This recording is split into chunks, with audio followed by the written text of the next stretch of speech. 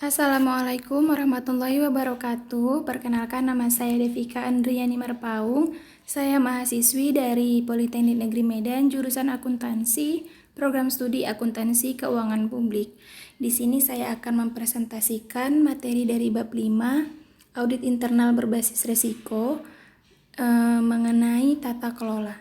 Adapun isi dari presentasi mengenai tata kelola yang akan saya presentasikan yaitu yang pertama mengenai struktur governance, kedua governance dan komponennya, ketiga pemangku kepentingan, 4 manajemen senior atau direksi, 5 pemilik risiko atau risk owners, dan yang terakhir yaitu mengenai kegiatan assurance.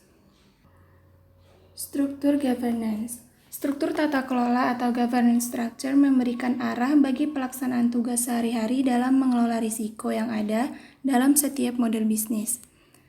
Nah, di sini saya tampilkan unsur-unsur kunci dalam struktur tata kelola. Yang pertama yaitu terdiri dari governance, kemudian risk management atau manajemen risiko, dan yang terakhir yaitu System of Internal Control atau sistem pengendalian internal. Tata kelola atau governance melingkari seluruh kegiatan perusahaan, atau istilah melingkari di sini dapat diganti dengan kata memayungi.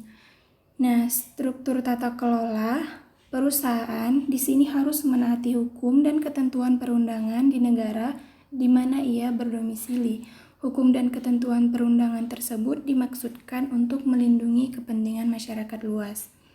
Kemudian pada lapisan berikutnya, atau pada lapisan yang kedua, itu ada manajemen risiko atau risk management. Manajemen risiko atau pengelolaan risiko itu sering disebut dengan Enterprise Risk Management atau yang disingkat dengan IRM dalam suatu perusahaan. Tujuan dari IRM adalah yang pertama mengidentifikasi dan mengelola risiko yang mempunyai potensi berdampak negatif terhadap suksesnya perusahaan. Dan tujuan yang kedua yaitu meraih peluang atau opportunities yang memungkinkan terjadinya sukses bagi perusahaan tersebut. Kegiatan IRM harus dilakukan dalam garis-garis atau arah struktur tata kelola perusahaan. Nah, kemudian pada lapisan yang terakhir atau lapisan yang ketiga, itu adalah pengendalian internal atau internal control. Pengendalian internal itu terdapat di pusat lingkaran. Pengendalian internal ini adalah bagian yang tidak terpisahkan dari IRM, di mana dalam IRM terdapat risk responses atau tanggapan atau jawaban terhadap risiko-risiko yang terjadi. Risk responses ini dirancang untuk melaksanakan strategi-strategi dalam IRM. Nah, kemudian dalam bagian tersebut terdapat panah-panah berwarna merah. Panah-panah ini menunjukkan arah arus informasi. Arah arus informasi yang dimaksud adalah arah arus informasi dari direksi atau dekom yang memberikan arahan kepada manajemen senior dan memberikan petunjuk serta pedoman untuk melaksanakan kegiatan IRM tersebut. Nah, pada gilirannya, manajemen senior juga memberikan arahan kepada lapisan manajemen di bawahnya untuk pengendalian yang spesifik ditanganinya. Ketiga lapisan yang terdapat di bagian tersebut yang terdiri atas tata kelola, IRM, dan sistem pengendalian internal menjadi cakupan dan liputan audit internal. Kemudian selanjutnya governance dan komponennya. Tata kelola meliputi seperangkat hubungan antara manajemen perusahaan, direksi atau dewan komisaris, para pemegang saham, dan para pemangku kepentingan lainnya. Tata kelola juga merupakan struktur di mana tujuan perusahaan ditetapkan dan cara untuk mencapai tujuan tersebut, serta cara untuk memantau kinerja yang telah ditentukan. Tata kelola atau governance adalah gabungan antara proses dan struktur yang dilaksanakan oleh board untuk menginformasikan, mengarahkan, memimpin, dan memantau kegiatan organisasi dalam rangka pencapaian tujuan-tujuan organisasi yang telah ditetapkan. Gambaran umum tentang tata kelola dapat dilihat pada bagian di samping, itu yang terdiri dari governance sebagai umbrella yang dipimpin oleh Board of Directors yang memayungi strategic direction dan governance oversight. Payung berwarna biru pada bagian di samping melambangkan bahwa tata kelola atau wilayah pengarahan yang diberikan oleh Board of Directors. Board of Directors dalam sistem satu dewan mempunyai fungsi pengawasan atau yang sering disebut dengan Dewan Komisaris atau DEKOM. Kemudian di bawah payung kewenangan Dewan Komisaris terdapat Strategic Direction dan Governance Oversight. Strategic Direction ini merupakan wilayah Dewan Komisaris yang pertama yang bertugas untuk menetapkan arah strategis yang harus diikuti oleh organisasi. Di sini para komisaris atau anggota Dewan Komisaris yang mempunyai pengalaman luas dalam bidang usaha diharapkan meletakkan dasar-dasar ke arah suksesnya perusahaan. Kemudian, Governance Oversight atau pengelolaan pengawasan. Governance Oversight atau pengelolaan pengawasan ini merupakan wilayah Dewan Komisaris yang kedua, di mana hal ini dilakukan melalui audit internal atau sistem pengendalian internal atau yang disingkat dengan SPI dan komite-komite seperti komite audit. Dalam payung pada bagian tersebut dapat disimpulkan yang pertama, tata kelola atau governance itu dimulai dengan Dewan Komisaris atau Board of Directors dan komite-komitenya, di mana Dewan Komisaris ini memayungi seluruh kegiatan perusahaan. Nah, hal ini yang disebut dengan fungsi governance oversight atau tata kelola pengawasan menyeluruh. Kemudian, Dewan Komisaris atau Board of Directors wajib mengetahui dan memahami para pemangku kepentingan dan memusatkan perhatiannya pada pemenuhan kebutuhan para pemangku kepentingan tersebut. Kemudian selanjutnya, dalam kegiatan sehari-hari, tata kelola dilaksanakan oleh manajemen, baik manajemen senior maupun para manajer lini atau line managers, sekalipun dalam peranan yang berbeda. Dan yang terakhir, asuransi internal maupun asuransi eksternal memberikan keyakinan kepada manajemen dan direksi serta Dewan Komisaris tentang efektifnya kegiatan tata kelola perusahaan. Asuransi internal dan eksternal antara lain diberikan oleh auditor internal dan auditor eksternal. Selanjutnya komponen dari governance atau tata kelola. Yang pertama, governance itu dipimpin oleh Board of Directors yang disebut dengan stakeholders atau pemangku kepentingan. Kemudian memayungi bagian risk management dan assurance, di mana risk management ini terdiri atas senior management dan risk owners. Kemudian assurance itu terdiri atas internal activities dan external activities. Komponen yang pertama dari governance yaitu pemangku kepentingan. Pemangku kepentingan ini terdiri atas 6 jenis. Yang pertama karyawan, pelanggan atau customer, pemasok barang dan jasa atau vendor, pemegang saham, regulator, dan lembaga keuangan atau kreditur. Nah, stakeholders atau pemangku kepentingan ini adalah seorang atau satu kelompok atau organisasi yang mempunyai kepentingan atau kepedulian dalam suatu organisasi. Pemangku kepentingan dapat mempengaruhi atau dipengaruhi oleh tindakan, tujuan, dan kebijakan organisasi tersebut. Kemudian masuk kepada pemangku kepentingan yang pertama yaitu karyawan. Karyawan adalah mereka atau orang-orang yang bekerja pada suatu perusahaan dan mereka yang terlibat langsung dalam kegiatan usaha. Karyawan mempunyai kepentingan langsung dalam kelangsungan hidup dan suksesnya perusahaan. Kegagalan perusahaan berdampak langsung pada karyawan. Misalnya, karyawan bisa mendapatkan pengurangan gaji atau bahkan penghentian kerja. Oleh karena itu, direksi berkewajiban menjalankan perusahaan sejalan dengan kepentingan terbaik bagi para karyawan. Kemudian pemangku kepentingan yang kedua yaitu para pelanggan atau customer. Pelanggan atau customer ini juga menentukan suksesnya perusahaan, di mana pada saat yang sama para pelanggan juga mempunyai kepentingan atas suksesnya perusahaan dari mana mereka membeli barang atau jasa. Sebagai imbalan untuk harga yang mereka bayarkan, para pelanggan mengharapkan perusahaan menghasilkan produk yang aman atau sesuai dengan janji. Nah, di sini direksi atau dewan komisaris harus memastikan bahwa kewajiban terhadap para pelanggan terpenuhi atau dipenuhi. Kemudian pemangku kepentingan yang ketiga yaitu pemasok barang dan jasa atau vendor. Vendor mempunyai kepentingan langsung dalam perusahaan yang mereka layani. Nah, vendor ini berkepentingan atas suksesnya perusahaan karena imbalan yang mereka terima sangat tergantung pada hal tersebut. Direksi atau dewan komisaris di sini mempunyai tanggung jawab atau oversight responsibilities bahwa para pemasok menerima hak-hak mereka sesuai dengan kontrak atau perjanjian yang telah ditentukan sebelumnya. Kemudian pemegang saham atau para pemegang saham. Para pemegang saham ini tidak terlibat dalam kegiatan sehari-hari perusahaan. Namun, mereka sangat berkepentingan terhadap suksesnya perusahaan tersebut. Nah, hal ini untuk perusahaan-perusahaan yang terbuka atau TBK di Indonesia berlaku untuk pemegang saham yang bukan pengendali. Para pemegang saham pengendali terlibat secara langsung atau tidak langsung dalam kegiatan sehari-hari perusahaan.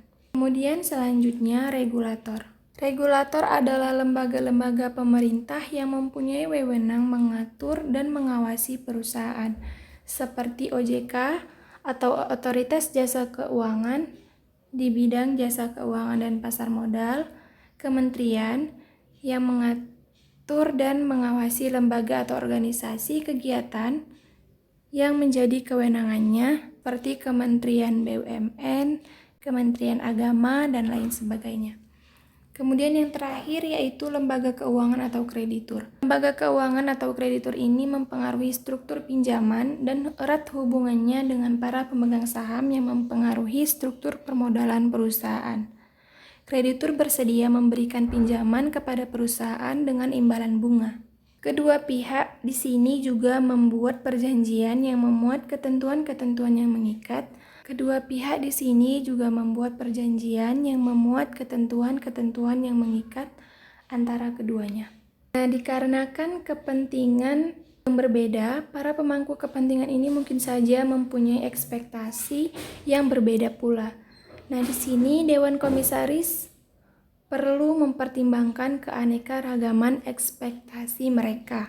Misalnya dalam aspek keuangan, kepatuhan, kemudian operasi atau kegiatan perusahaan, dan strategis atau reputasi. Dewan Komisaris dapat melaksanakan tanggung jawab governance-nya dengan yang pertama, mengangkat suatu governance komite atau komite tata kelola. Kemudian yang kedua, menegaskan persyaratan mengenai pelaporan ke direksi atau dekom. Dan yang terakhir, menilai kembali ekspektasi-ekspektasi dalam penata kelolaan perusahaan secara berkala, lazimnya setahun sekali. Selanjutnya komponen yang kedua yaitu manajemen senior atau direksi. Wikipedia mengartikan bahwa manajemen senior di sini merupakan suatu tim pada jenjang manajemen tertinggi yang mempunyai tanggung jawab harian untuk mengelola organisasi atau yang sering dikenal dengan perusahaan atau korporasi. Nah, untuk melaksanakan tanggung jawab tata kelolanya atau governance responsibilities, manajemen senior harus yang pertama memastikan lingkup pengarahan dan kewenangan dipahami sepenuhnya. Manajemen senior harus memahami ekspektasi Dewan Komisaris, wewenang yang dilimpahkan Dewan Komisaris kepada manajemen senior, tingkat toleransi Dewan Komisaris terhadap hasil-hasil yang tidak memuaskan, dan syarat-syarat yang harus dipenuhi dalam pelaporan kepada Dewan Komisaris. Kemudian yang kedua, manajemen senior harus mengidentifikasi proses dan kegiatan di dalam organisasi. Nah, hal ini merupakan bagian yang tidak terpisahkan dari arahan tata kelola atau governance direction yang diberikan Dewan Komisaris. Ini berarti manajemen senior harus menentukan yang pertama di mana risiko-risiko spesifik dikelola yang berpotensi melahirkan hasil-hasil yang tidak memuaskan. Kemudian, siapa yang bertanggung jawab atas risiko-risiko tersebut? Kemudian yang terakhir, bagaimana risiko-risiko tersebut akan ditangani. Nah, yang ketiga, manajemen senior harus mengevaluasi pertimbangan-pertimbangan bisnis lain untuk membolehkan delegasi wewenang ke tingkat manajemen yang lebih rendah, selain yang sudah didelegasikan oleh Dewan Komisaris.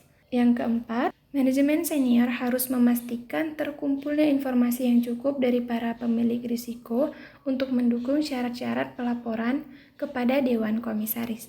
Nah, dalam melakukan atau melaksanakan tanggung jawab tata kelolanya atau corporate responsibilities, manajemen senior dapat melaksanakannya dengan cara yang pertama, mengangkat suatu komite risiko atau risk committee. Komite semacam ini lazimnya dipimpin oleh seorang yang senior yang dinamakan dengan CRO atau Chief Risk Officer.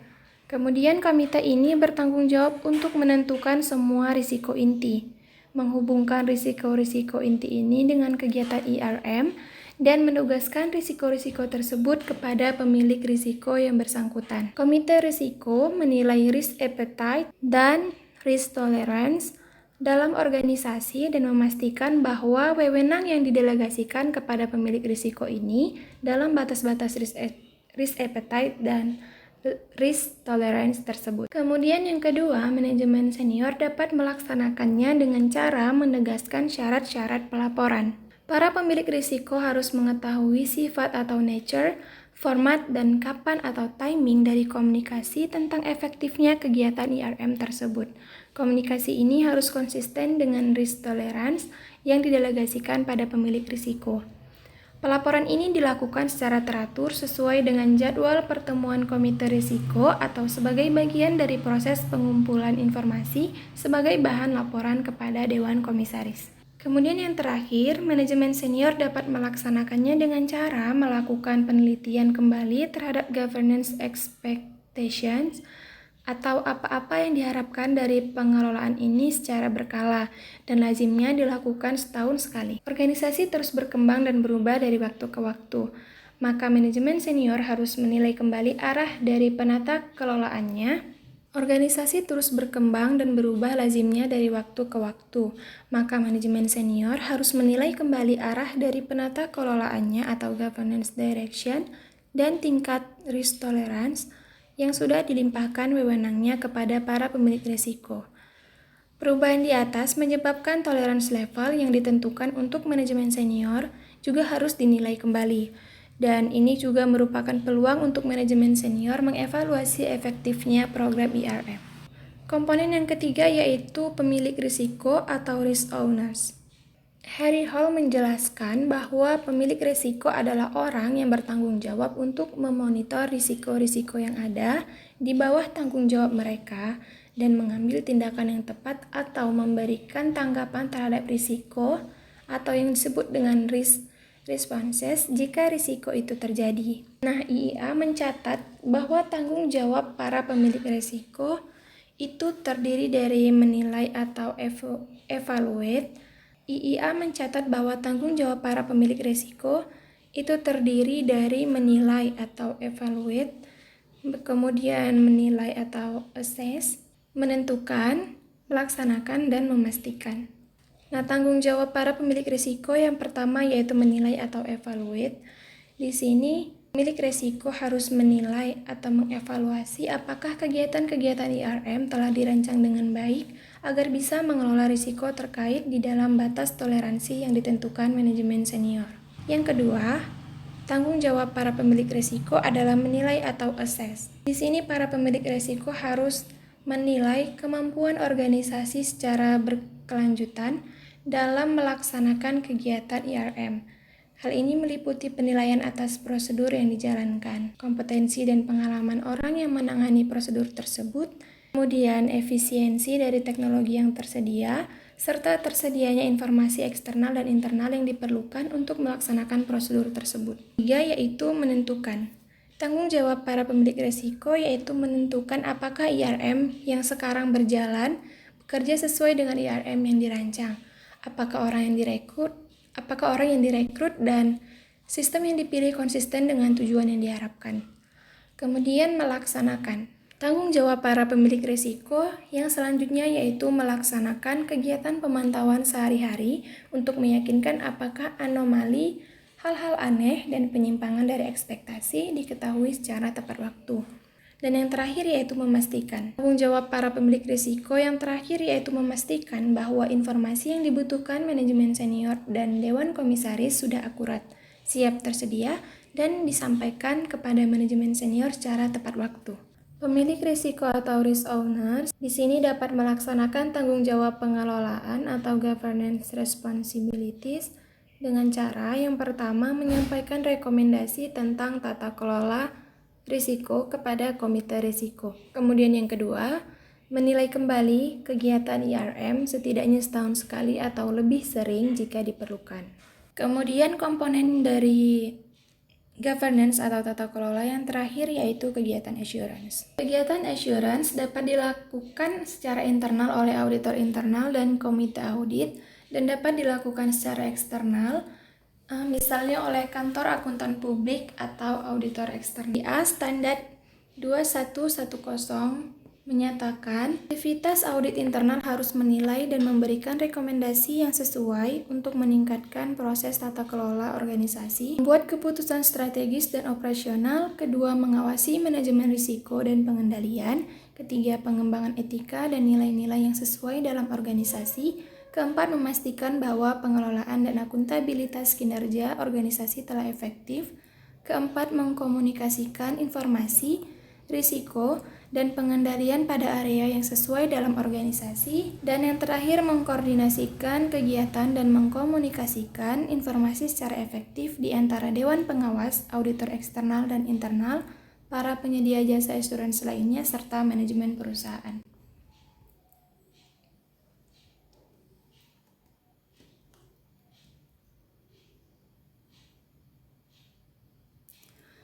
Tanggung jawab tata kelola dari fungsi audit internal dapat meliputi salah satu atau semua butir yang disebutkan pada slide ini. Nah, hal ini tergantung dari ketentuan dalam piagam audit internal atau internal audit charter dan arahan dewan komisaris. Adapun yang pertama yaitu menilai apakah kegiatan IRM dirancang dengan tepat untuk mengelola risiko. Yang kedua, melakukan uji petik atau testing atau sampling dan evaluasi apakah kegiatan IRM tersebut telah dilaksanakan sesuai dengan rencana yang telah ditentukan. Yang ketiga, mengevaluasi kecermatan dari rancangan IRM dan efektifnya pelaksanaan IRM secara keseluruhan atau secara menyeluruh. Keempat, menentukan apakah asersi yang dibuat oleh direksi kepada Dewan Komisaris tentang efektifnya IRM sudah benar dan memberikan informasi yang perlu diberikan mengenai status IRM. Kemudian mengevaluasi informasi tentang risk tolerance yang telah ditentukan. Dan yang terakhir memastikan apakah masih ada risiko lain yang belum tercakup dalam proses governance yang ada pada saat ini. Contohnya risiko yang belum ditangani oleh pemilik risiko tertentu. Nah, fungsi audit internal dapat menjadi bagian dari proses governance yang efektif dengan cara yang pertama, memastikan bahwa audit internal sepenuhnya memahami arah yang akan dicapai Dewan Komisaris dan ekspektasi Dewan Komisaris. Audit internal perlu mengetahui apa tolerance level yang diharapkan Dewan Komisaris dan apa ekspektasi Dekom mengenai peran audit internal dalam memberikan assurance tentang tata kelola atau governance assurance-nya. Kemudian yang kedua, mendukung program IRM. Audit internal dapat membantu memikirkan dan merekomendasikan struktur dan disiplin yang diperlukan program IRM. Audit internal dapat melatih manajemen dan karyawan mengenai risiko dan pengendalian. Audit internal dapat memfasilitasi penilaian risiko organisasi secara keseluruhan maupun divisi-divisinya, serta audit internal dapat melakukan pengawasan dan memberikan masukan, baik secara formal ataupun informal. Dan yang terakhir yaitu mengembangkan rencana audit yang meliputi kegiatan governance assurance dan memungkinkan komunikasi dengan direksi dan dewan komisaris mengenai efektifnya kegiatan IRM. Demikian yang dapat saya sampaikan. Apabila terdapat kesalahan maupun kekurangan pada penyampaian materi, saya mohon maaf. Wabillahi taufiq wal hidayah. Wassalamualaikum warahmatullahi wabarakatuh.